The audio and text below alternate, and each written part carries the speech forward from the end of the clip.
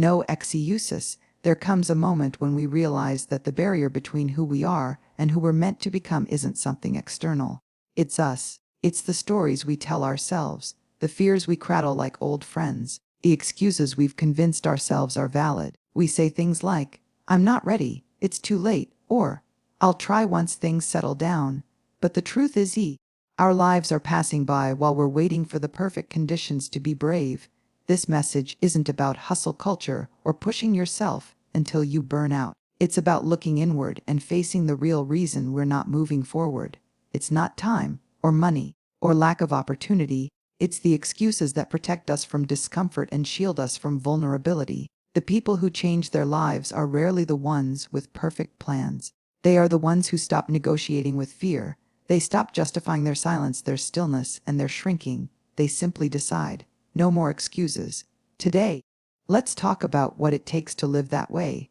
5 powerful truths that will help us let go of the lies we tell ourselves and step into the strength we already carry. Truth 1: excuses are fear in disguise. There are moments in life when we tell ourselves that we're just being practical or cautious, or that the timing isn't right. We craft reasons that sound responsible, even logical. But if we're honest, truly honest, those reasons are often something else entirely. They're fear. They're the shaky voice inside us that whispers, "What if I'm not good enough?" Or, "What if I fail?" And instead of facing those questions head on, we dress them up as excuses and call them facts. Excuses are tricky like that. They don't always show up with flashing lights and warning signs. Sometimes they wear the mask of perfectionism, that lie that says, "I'll start when I'm more prepared." Sometimes they come cloaked in comparison. "They're already doing it better than I ever could."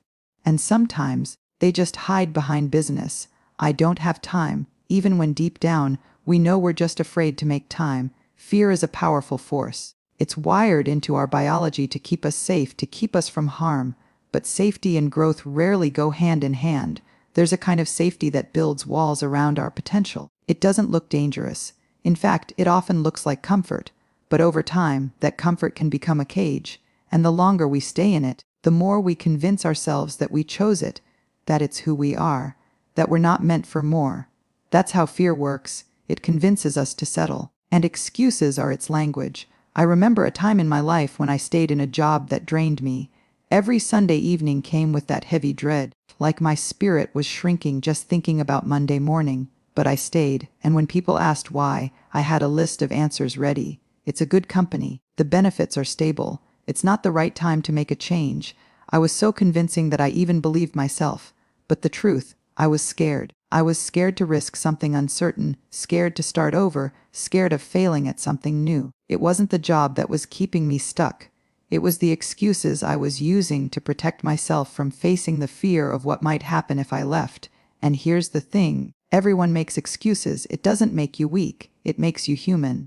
The question isn't whether we make excuses. It's whether we're willing to see them for what they really are. When we can name fear, when we can shine a light on it, it begins to lose its power. But when we hide it behind polished justifications and tidy rationalizations, it grows in the shadows. It keeps us from speaking up in meetings. It keeps us from applying for the opportunity we deeply want. It keeps us from launching that project, writing that story, showing up fully in our relationships. Excuses are fear in disguise, not because we're cowards, but because we're trying to protect ourselves from disappointment, rejection, and pain. But ironically, the longer we listen to those excuses, the more we begin to feel the very things we're trying to avoid. We feel stuck, small, disconnected from our own potential. That disconnection is one of the most painful experiences a person can carry. The sense that we've abandoned ourselves. We often think courage is about the big, dramatic acts, the leap of faith, the grand gesture. But courage is also quiet. It's the decision to stop lying to ourselves. It's the moment we say, "I'm afraid, but I'm going to try anyway." It's asking for help. It's starting over. It's speaking the truth even when our voice shakes. When we begin to tell the truth about the excuses we've made, something shifts inside us. We stop being victims of our circumstances and start becoming participants in our lives. You don't need to be fearless to live boldly. You just need to stop letting fear dress itself up as logic and run your life. You can be afraid and still move forward. You can feel uncertain and still show up. The people who build meaningful lives aren't the ones who never make excuses, they're the ones who recognize them and choose to rise anyway. I once met a woman who had spent 10 years saying she couldn't go back to school. She had kids, a job, a mortgage, all very real things. But when she finally sat down and faced what was underneath those excuses, she realized it wasn't about time or money, it was about shame. She didn't think she was smart enough. She thought she'd be the oldest person in the classroom. She thought people would laugh. But when she named those fears out loud, they lost their grip. She enrolled, she graduated, and the day she walked across that stage, she didn't just earn a degree, she reclaimed a part of herself she had abandoned to fear years ago. That's what happens when we stop letting fear make our decisions. We remember who we are. We rediscover the part of us that wants more, that dreams bigger, that believes in something beyond survival. And that part of us, the one that dares to dream, it doesn't disappear just because we ignore it. It waits, patiently, sometimes for years, until the day we finally say, "No more excuses, I'm ready." If you're reading this and something inside you is stirring, let that be the sign. Let it be the nudge that moves you from thinking to doing, from hiding to showing up. You don't have to fix everything overnight. You don't have to know exactly how it will all work out. You just have to start being honest. Ask yourself, what have I been calling a reason? That's really just a fear I haven't named. And what would happen if I stopped giving fear the final say? You are not your excuses. You are not your fear. You are the one who gets to choose what comes next. And the moment you stop letting fear write your story, everything begins to change. It's not easy. It's not instant. But it's real, it's brave, and it's yours. Truth 20. Perfectionism is just procrastination dressed up. Perfectionism often enters our lives looking like ambition. It wears a crisp smile, brings to-do lists, and promises excellence. It tells us, if we just try a little harder, polish a little more, get every single detail right, then we'll finally feel good enough, ready enough, worthy enough. But underneath that polished surface, perfectionism is often just a sophisticated form of procrastination. It keeps us busy, but not brave. It keeps us polishing, but not progressing. It's easy to confuse perfectionism with striving for excellence.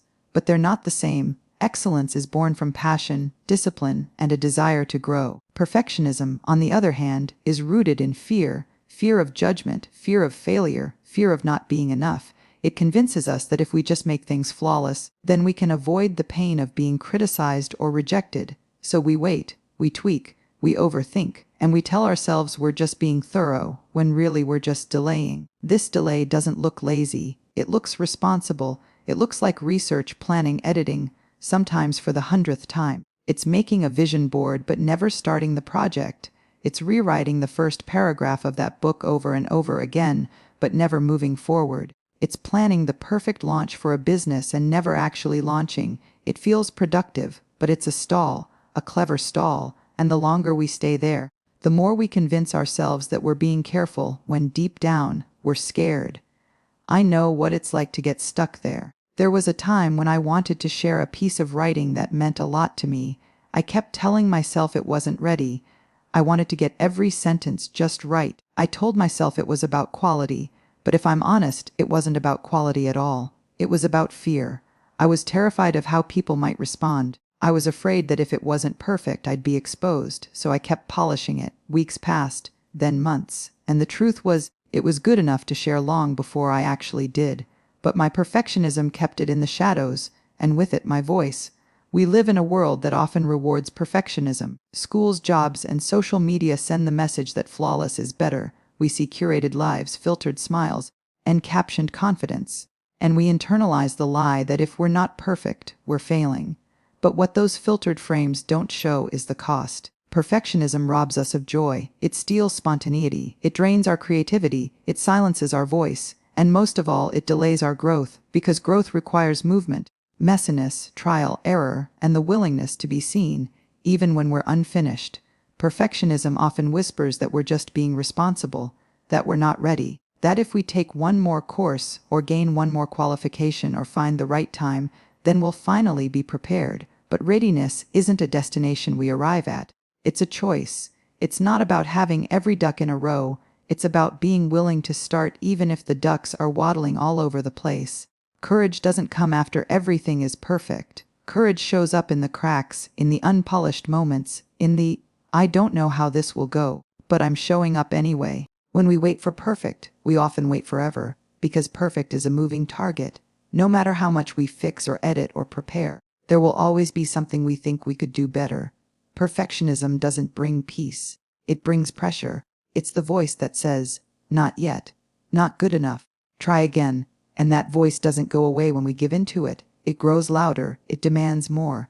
It feeds on our doubt. And the longer we listen, the more we lose time, momentum, and confidence. But when we recognize that perfectionism is just procrastination in a fancier outfit, we begin to reclaim our time. We begin to see that what we've been calling preparation has often been avoidance. Not because we're weak or lazy, but because we're afraid of being vulnerable. Starting something, releasing something, showing something before it's polished means seen in our realness. And that's terrifying. But it's also where the magic happens. Some of the most meaningful things we will ever do in life will be imperfect. That first version of your book may not win awards, but it will start a journey. That first video may be shaky and awkward, but it will open a door. That conversation, even if messy, could change a relationship. When we let go of the need to make everything flawless, we give ourselves permission to begin. There's a woman I know who wanted to start a podcast. She spent over a year researching equipment, branding, editing software, everything. She kept telling herself she wanted it to be high quality. But what she was really doing was stalling. One day, after a long conversation about fear, she decided to just record an episode on her phone and publish it. It wasn't perfect. The sound wasn't studio clear, but it was raw, honest, and powerful. And it connected. People resonated not because it was flawless, but because it was real. That's what we miss when we chase perfection. We miss the connection that comes through authenticity. We forget that people aren't moved by polish. They're moved by truth, by vulnerability, by courage, and none of those things require perfect timing or perfect execution. They require presence. They require us to stop hiding behind the lie that we're not ready. So what would happen if you stopped waiting to be perfect? What would happen if you saw your desire to over-edit, over-prepare, and overthink for what it truly is? Fear disguised as productivity. And what would change if instead of polishing for the 100th time, you hit publish, sent the email, had the conversation, launched the project? You were never meant to be perfect. You were meant to be present. You were meant to create, to try, to grow, to connect. The longer you hide behind perfectionism, the longer you rob the world of your gifts, and the longer you rob yourself of the joy that comes from showing up, flaws and all. Let today be the day you choose progress over polish. Let today be the day you trade perfection for presence, because the truth is, you don't need to be perfect to begin. You just need to be honest and brave enough to begin, even if you're scared, even if it's messy, even if it's imperfect, especially if it's imperfect. Truth 3: responsibility is not blame. It's power. There's a deep misunderstanding we often carry when we hear the word responsibility. It immediately feels heavy, like a weight we're being forced to carry. It can sound like an accusation, a pointing finger, a demand for explanation. Somewhere along the way, many of us began to confuse responsibility with blame, but they are not the same. And recognizing the difference can be the key that unlocks freedom, healing, and strength in our lives. Blame is about shame. It's about fault-finding, about proving who was wrong. It corners us into defensiveness, into explaining ourselves or shutting down completely. Responsibility, though, is something entirely different. Responsibility isn't about taking the fall. It's about taking ownership. It's about standing in your truth, not to punish yourself, but to empower yourself. When we avoid responsibility because we fear blame, we give our power away. We hand it over to the people, the systems, the circumstances we feel have wronged us. We say things like, "I can't help it, that's just the way things are," or "I wouldn't be this way if they hadn't done that to me." And maybe those things are true. Maybe people did let you down. Maybe life didn't play fair. But staying stuck in blame means staying stuck in pain. Taking responsibility doesn't mean you caused every painful thing that's ever happened to you. It means you are choosing to respond to your life with courage. You are choosing to say, "I may not be the one who created this mess, but I'm the one who gets to choose what I do with it now." That's not weakness. That's power. I remember a time when I was deeply hurt by someone I trusted. It was a betrayal I didn't see coming, and it rocked my world. For a long time, I replayed the story of what they did wrong, how unfair it was, how I was left to clean up the emotional debris. I clung to that story because it made me feel righteous. But over time, I realized I wasn't healing, was looping. I was giving away energy, my peace, my clarity, all because I was stuck in the role of the wounded. It was only when I began to take responsibility, not for what happened, but for how I wanted to move forward, that I began to feel whole again. I couldn't control the past, but I could choose whether it kept defining me. That shift is where power lies, not in pretending nothing ever hurt you, not in ignoring your story, but in owning your role in what comes next. Responsibility means we stop waiting for someone else to fix it, to make it right, to give us the apology or the closure or the opportunity we've been waiting for. Responsibility says, I won't wait anymore. I'll create the next chapter, even if I didn't like how the last one ended. In relationships, this distinction is life-changing. So often, we hold our partners, our friends, our family members hostage to our expectations. We wait for them to change before we can feel peace. But real connection begins when we each take responsibility for our own triggers, our own boundaries, our own needs. It doesn't mean we excuse bad behavior or enable dysfunction.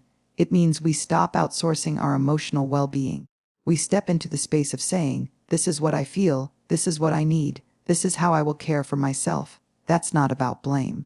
That's about clarity. Even in our careers, this mindset makes all the difference. It's easy to feel powerless when we don't get the job, the promotion, the recognition we hoped for. It's tempting to blame the boss, the economy, the competition. And sometimes those things really do play a role, but responsibility asks, what can I do next? What can I learn here? Where can I grow, stretch, show up differently? It moves us from passive to active, from reactive to responsive, and that's where momentum starts to build. There's also an important emotional layer to this, because when we begin to take responsibility for our thoughts, our reactions, our inner dialogue, we start to rewrite the way we treat ourselves. We stop being victims of our moods, our habits, our old wounds. We begin to notice the ways we talk to ourselves, the patterns we repeat, the beliefs we've inherited, and we get to decide if they still serve us. We get to say, I can't go back and change the story I was raised with, but I can write a new one going forward. That's not always easy. Sometimes it feels safer to hold on to the pain we know than to step into the unknown of healing. But responsibility invites us into that unknown, gently but firmly. It says, you deserve more than a life lived in reaction to other people's choices. You deserve to reclaim your agency, your direction, your voice. One of the most powerful moments we'll ever have is the one where we stop blaming ourselves, and also stop blaming everyone else. When we stop asking who's at fault, and start asking, what now? That's the moment we stop spiraling and start building. That's when real growth begins. You are not weak for what you've been through. You are not broken because something hurt you. You are human, and being human means we get to carry complexity. We can be both wounded and strong. We can honor the truth of what happened and still choose a future we want to live in. That's the gift of responsibility. It doesn't erase your pain, but it gives you back your power. Responsibility is not the burden many of us think it is. It's a kind of freedom. The freedom to stop waiting. The freedom to show up. The freedom to lead your own life with intention instead of reaction. You may not be able to control everything that comes your way, but you always get to choose how you meet it. And in that choice, again and again, is where your power lies. Let responsibility become your quiet rebellion against blame. Let it be the voice that says, I am not what happened to me, but I am what I choose to become. Let it guide you back to yourself, back to your strength, back to the truth that you are capable, even when it's hard. Especially when it's hard, because when we take responsibility, not out of guilt, but out of courage, we stop being defined by our circumstances and start being defined by our decisions, and that changes everything. Truth 4G vulnerability is the path to growth. There's a part of us that longs to grow, to stretch beyond our comfort zone, to become the person we know we were meant to be. And yet, just as strong is the part of us that clings to safety, that wants to avoid pain, embarrassment, and judgment at all costs. That tug of war is where so many of us get stuck. But we want to evolve, but we don't want to risk. We want transformation without exposure. We want strength without struggle.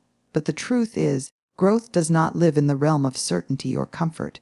It lives in vulnerability. Vulnerability is the space between who we are and who we're becoming. It's where we are real and raw, unsure and open. It's where we stop pretending we have it all figured out and start showing up with hearts on our sleeves, willing to be seen for who we really are.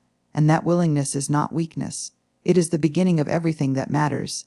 Connection, courage, healing, and yes, growth. For a long time, I thought being strong meant being in control.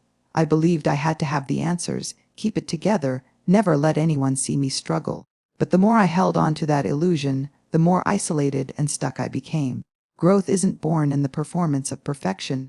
It's born in the honest moments when we admit we don't know, when we ask for help, when we say I'm scared or I was wrong or I need you. That's where the shift happens. That's where the breakthrough begins. Vulnerability is not comfortable. In fact, it can feel terrifying. It's the moment before the big presentation when your voice shakes. It's telling someone you love them without knowing if they'll say it back. It's asking for forgiveness. It's launching a dream project without any guarantee of success. It's walking into a room full of strangers and deciding to be yourself, not the version of you think they'll accept. It's all of those moments when you have something to lose and you show up anyway. That is vulnerability, and that is growth. When we avoid vulnerability, we also avoid possibility. We stay in the shallow end of life where things feel safe but uninspired. We numb ourselves with distractions, hide behind sarcasm or business, and convince ourselves that we're fine. But deep down, we know we're not really living. We're just existing, carefully, quietly, behind walls that were built not to keep others out, but to keep us from feeling too much. And yet, feeling is where the transformation lives. Growth asks us to lean into discomfort, to stay present through the mess, to hold space for uncertainty instead of rushing to fix it. Vulnerability is the vehicle that gets us there. It strips away our masks, removes our armor, and reveals the parts of us that are still tender, still in progress, still learning. And when we allow those parts to breathe, we begin to heal. We begin to stretch. We begin to grow. One of the most powerful things I've ever witnessed is someone standing in their vulnerability and choosing to grow instead of retreat. I think of a man who stood up in a support group and said, "I'm not okay," not for sympathy, but for truth. I think of a young woman who shared her story of surviving loss, her voice cracking with every word, but she kept going. I think of a parent who sat down with their child and said, "I made a mistake and I'm sorry." Those moments weren't polished. They weren't impressive in the traditional sense, but they were real. They were brave, and they were transformative. Vulnerability opens the door to connection. When we share our struggles, our fear, dreams, we invite others to do the same. We give permission to be human, and when we connect in that space, we grow not just individually, but together. Growth is not a solitary pursuit. It's deeply relational. It happens in the context of honesty, empathy, and mutual courage. Vulnerability creates the space for that kind of relationship. Of course, vulnerability also comes with risk. Sometimes we'll be misunderstood. Sometimes we'll be hurt. Sometimes we'll wish we hadn't opened up. But even in those moments, growth is happening. Because every time we choose vulnerability, we are choosing to trust ourselves, to believe that we can handle whatever comes, that we are strong enough to navigate the unknown, that our truth is worth sharing even if it's not met with applause. It's also worth remembering that vulnerability looks different for everyone. For some, it's speaking up. For others, it's staying quiet and listening. It might be setting a boundary or letting someone in. It might be quitting a job or starting something new. It's not always about sharing your story with the world. Sometimes it's just about being honest with yourself, about saying, "I'm not where I want to be, but I'm willing to take the next step." And that step is everything. Growth doesn't require massive leaps. It just requires movement. A single decision to be open, to be honest, to be brave in one small way. Those small acts of vulnerability, repeated over time, build a life of deep strength and resilience. You don't have to have all the answers to begin growing. You don't have to wait until you feel fearless. You just have to be willing. Willing to be seen. Willing to risk. Willing to learn. That willingness is the birthplace of growth. That's where your power begins to rise. Not in perfection, but in presence.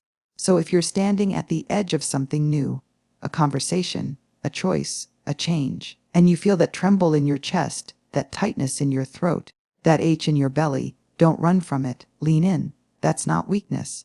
That's the door. That's the path. That's the invitation to become more of who you are. Growth doesn't come to those who wait behind walls. It comes to those who are willing to step into the light, even when it's uncomfortable, even when it's uncertain. Vulnerability is not the thing you need to get over in order to grow. Vulnerability is the growth. It's the messy middle. It's the honest beginning, and it's the courageous way forward.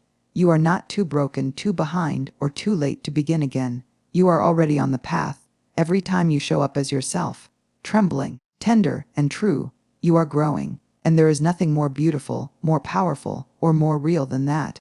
Truth 5. Your voice, your power. There is something sacred about finding your voice. Not just the voice used to answer questions in meetings or say good morning to the neighbors, but the voice that holds your truth, your history, your emotions, your values. That voice, the one you've been shaping your entire life, often quietly and unnoticed, is where your deepest power lives. It doesn't need to be loud to be strong. It doesn't need to be perfect to matter, but it does need to be used. So many of us were taught, directly or indirectly, to quiet that voice, to be agreeable, to be easy, to avoid conflict, to make ourselves smaller so others could feel bigger.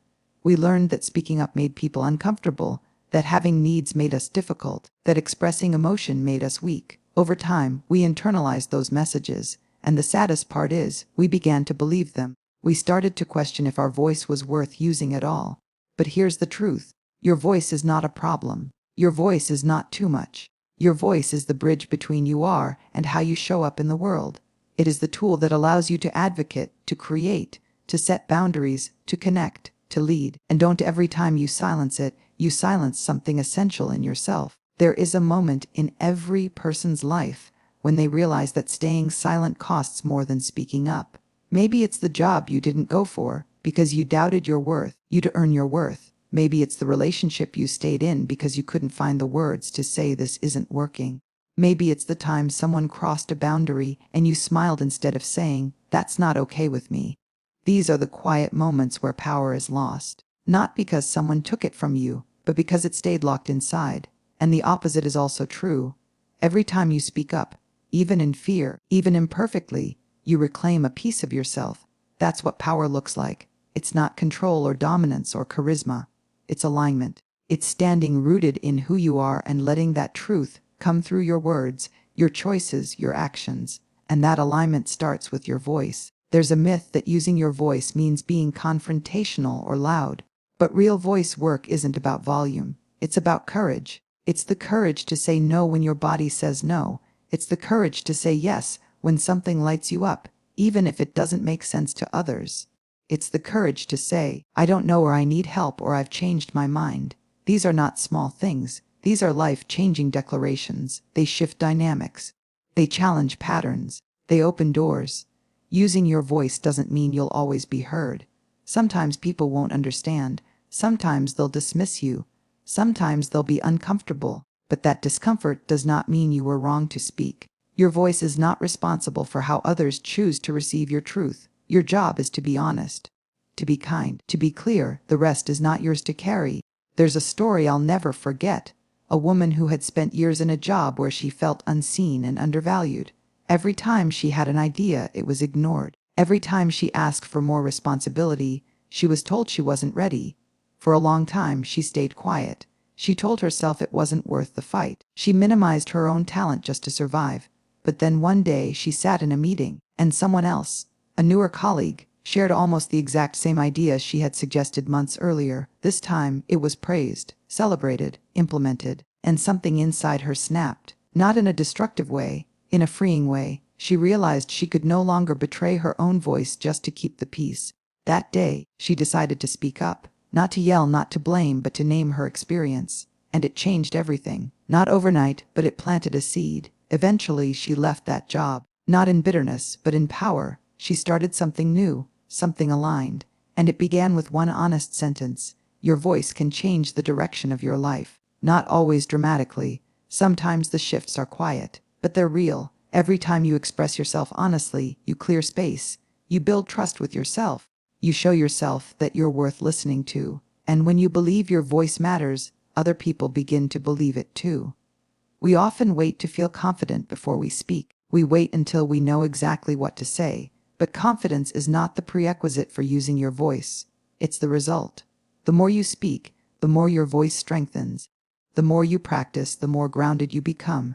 And yes, sometimes you'll stumble. You'll say the wrong thing. You'll feel misunderstood. But you'll learn, you'll refine, and most importantly, you'll keep showing up. Silencing yourself doesn't protect you. It imprisons you. It cuts you off from connection, from creativity, from authenticity. The world doesn't need more polished performances. It needs more real voices. Your voice, in all its truth, with all its trembling, with all its texture, is enough. You don't need to have a platform to use your voice. You don't need a microphone or a following. Your voice matters at the dinner table, in the classroom, in your friendships, in the quiet moment when you look in the mirror and tell yourself the truth. That's where power begins.